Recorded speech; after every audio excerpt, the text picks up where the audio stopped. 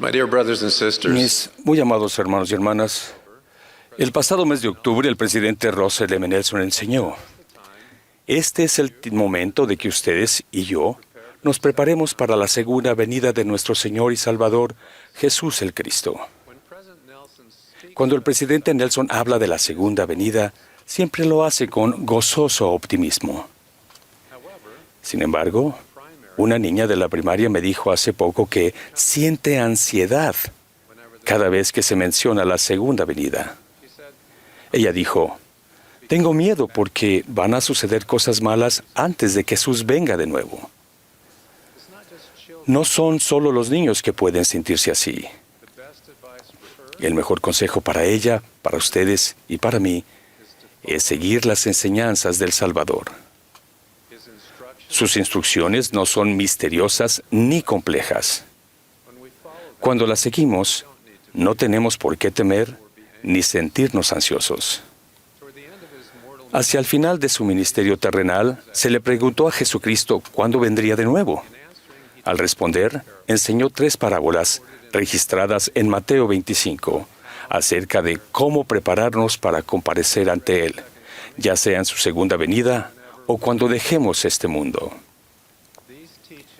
Estas enseñanzas son cruciales porque la preparación personal para comparecer ante Él es un elemento fundamental del propósito de la vida. El Salvador relató primero la parábola de las 10 vírgenes. En esta parábola, 10 vírgenes fueron a una fiesta de bodas. 5 sabiamente trajeron aceite para llenar sus lámparas y 5 imprudentemente no lo hicieron. Cuando se anunció la inminente llegada del novio, las vírgenes insensatas salieron a comprar aceite. Cuando regresaron, ya era demasiado tarde. La puerta de la fiesta estaba cerrada. Jesús señaló 3 aspectos de la parábola para ayudarnos. Él explicó: y en aquel día, cuando yo venga en mi gloria, se cumplirá la parábola que hablé acerca de las 10 vírgenes. Porque aquellos que son prudentes y han recibido la verdad, y han tomado al Santo Espíritu por guía, y no han sido engañados, de cierto os digo que éstos aguantarán el día. En otras palabras, no tenían por qué temer ni estar ansiosos, porque sobrevivirían y prosperarían. Ellos prevalecerían. Si somos sabios, recibimos la verdad al aceptar el Evangelio de Jesucristo por medio de las ordenanzas y los convenios del sacerdocio. Luego, nos esforzamos por mantenernos dignos de tener el Espíritu Santo siempre con nosotros. Esta habilidad debe adquirirse individualmente y personalmente, gota a gota. Los actos de devoción constantes y personales invitan al Espíritu Santo a guiarnos. El tercer elemento que Jesús destacó es evitar el engaño. El Salvador advirtió: mirad que nadie os engañe, porque vendrán muchos en mi nombre diciendo: yo soy el Cristo, y a muchos engañarán. El Salvador sabía que los farsantes tratarían de engañar aún a los mismos elegidos, y que muchos discípulos serían engañados. No debemos creer a aquellos que falsamente afirman tener aprobación divina, ni aventurarnos en desiertos o aposentos metafóricos para ser instruidos por impostores. El libro de Mormón nos enseña cómo podemos diferenciar a los engañadores de los discípulos. Los discípulos siempre promueven creer en Dios, servirle y hacer el bien.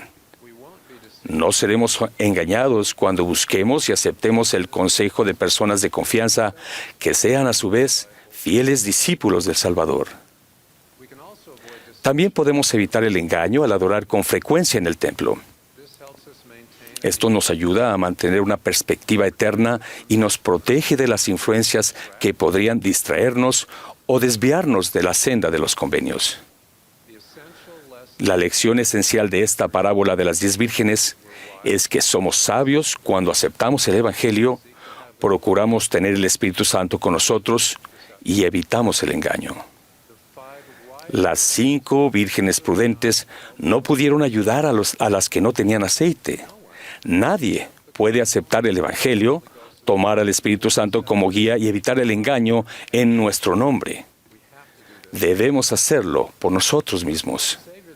Luego el Salvador relató la parábola de los talentos.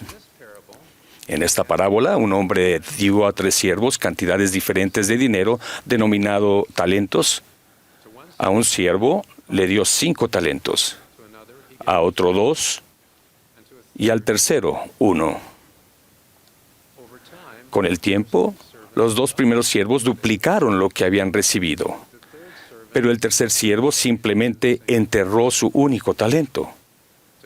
A los 2 siervos que habían duplicado sus talentos, el hombre dijo: «Bien, buen siervo y fiel. Sobre poco has sido fiel, sobre mucho te pondré. Entra en el gozo de tu Señor». Entonces el hombre reprendió al siervo que había enterrado su talento por ser malo y negligente. A este siervo le fue quitado el talento y fue desterrado. Sin embargo, si este siervo hubiera duplicado su talento, habría recibido el mismo elogio y recompensa que los otros siervos. Un mensaje de esta parábola es que Dios espera que magnifiquemos las habilidades que se nos han dado, pero no quiere que comparemos nuestras habilidades con las de los demás. Contemplen esta reflexión ofrecida por el sabio jasídico del siglo XVIII, Susha de Hanopo. Susha era un maestro de renombre que comenzó a temer al acercarse a la muerte. Sus discípulos le preguntaron: «Maestro, ¿por qué tiemblas? Has vivido una buena vida. Seguramente Dios te concederá una gran recompensa». Susha dijo: «Si Dios me dice, Susha, ¿por qué no fuiste otro Moisés?, le diré, porque no me diste la grandeza de alma que le diste a Moisés». Y si estoy delante de Dios y Él dice, Susha, ¿por qué no fuiste otro Salomón?, le diré, porque no me diste la sabiduría de Salomón. Pero vaya, ¿qué diré si me presento ante mi Hacedor y Él me dice, Susha, ¿por qué no fuiste Susha? ¿Por qué no fuiste el hombre que te di la capacidad de ser? Ay, por eso tiemblo. De hecho, Dios se sentirá decepcionado si no confiamos en los méritos, la misericordia y la gracia del Salvador para magnificar las habilidades que Dios nos ha dado. Con su amorosa ayuda, espera que lleguemos a ser la mejor versión de nosotros mismos. Es irrelevante para Él que comencemos con diferentes habilidades y debería serlo para nosotros mismos. Por último, el Salvador relató la parábola de las ovejas y los cabritos. Cuando regrese en su gloria, serán reunidas delante de Él todas las naciones. Entonces apartará los unos de los otros, como aparta el pastor las ovejas de los cabritos. Y pondrá las ovejas a su derecha y los cabritos a la izquierda. Los que estaban a su derecha se convirtieron en herederos en su reino, y los que estaban a su izquierda no recibieron herencia. La característica distintiva era si le daban de comer cuando tenía hambre, si le daban de beber cuando tenía sed, si lo alojaban cuando era un forastero, si lo vestían cuando estaba desnudo y si lo visitaban cuando estaba enfermo o en la cárcel. Todos estaban perplejos, tanto los que estaban a la derecha como los que estaban a la izquierda. Le preguntaron cuándo le habían dado o no le habían dado comida, bebida y ropa, o lo habían ayudado cuando estaba vulnerable. En respuesta, el Salvador dijo: «De cierto os digo, que en cuanto lo hicisteis a uno de estos, mis hermanos más pequeños, a mí lo hicisteis». El mensaje de la parábola es claro. Cuando servimos a los demás, servimos a Dios. Cuando no lo hacemos, lo decepcionamos. Él espera que utilicemos nuestros dones, talentos y habilidades para bendecir la vida de los hijos del Padre Celestial. El impulso divino de servir a los demás se ilustra en un poema escrito en el siglo XIX por el poeta finlandés Johan Ludvig Runeberg. A lo largo de nuestra infancia, mis hermanos y yo escuchamos muchas veces el poema Granjero Paavo. En el poema, Paavo era un granjero pobre que vivía con su esposa e hijos en la región de los lagos en el centro de Finlandia. Por muchos años seguidos, la mayoría de sus cultivos fueron destruidos, ya sea por el exceso de agua resultante del deshielo primaveral, las tormentas de granizo de verano o una helada prematura en otoño. Cada vez que recogían la escasa cosecha, la esposa del granjero se lamentaba diciendo: «Paavo, Paavo, desafortunado anciano, Dios nos ha abandonado». Paavo, a su vez, decía con serena firmeza: «Mezcla la corteza con la harina de centeno para hacer pan, para que los niños no pasen hambre. Trabajaré más duro para drenar los campos pantanosos. Dios nos está probando, pero Él proveerá». Cada vez que se destruían los cultivos, Paavo indicaba a su esposa que duplicara la cantidad de corteza que mezclaba con la harina para evitar el hambre. También trabajaba más duro, cavando zanjas para drenar el suelo y disminuir la susceptibilidad de sus campos al deshielo de primavera y a las heladas prematuras de otoño. Después de años de penurias, Paavo finalmente recogió una cosecha abundante. Su esposa se regocijó. «Paavo, Paavo, estos son tiempos felices.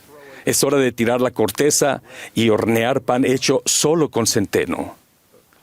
Pero Paavo tomó solemnemente la mano de su esposa y dijo: «Mezcla la mitad de la harina con corteza, porque los campos de nuestro vecino se han congelado».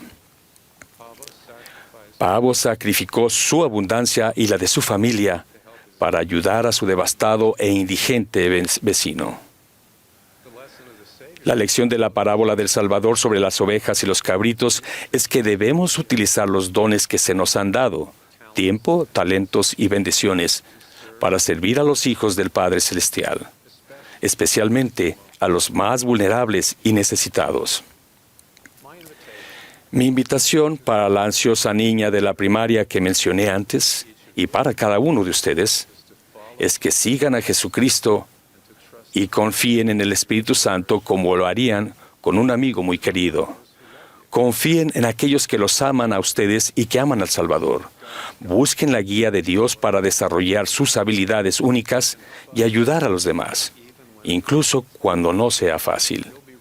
Estarán listos para comparecer ante el Salvador y podrán unirse al presidente Nelson y ser gozosamente optimistas. Al hacerlo, ayudan a preparar el mundo para la segunda venida de Jesucristo. Y serán bendecidos con suficiente esperanza para entrar en el reposo y el gozo del Señor, ahora y en el futuro. Como cantamos en uno de nuestros nuevos himnos: «Tu voz eleva hoy, en verdad volverá. Nadie sabe cuándo Él regresará aquí, mas lo hará. Escrito está. Reinará felicidad el día en que Cristo vuelva aquí». En el nombre de Jesucristo. Amén.